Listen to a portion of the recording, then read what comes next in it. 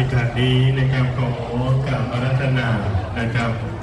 พระเดชพระคุณพระเทพวิสุทธิคุณนะครับหลวงปู่ทองคำจันทโชโตหลวงปู่ฤาษีเกศแก้วท่านพระอาจารย์พระครูวชิระอัฏฐาวาทีท่านพระอาจารย์พระมหาสันยิตสุดทัพมโน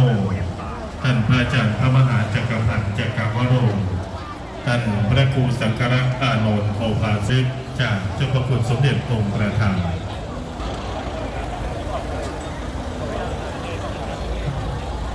สำหรับ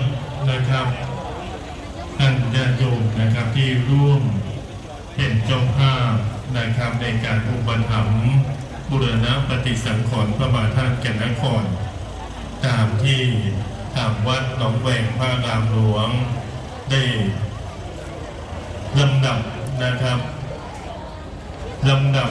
บที่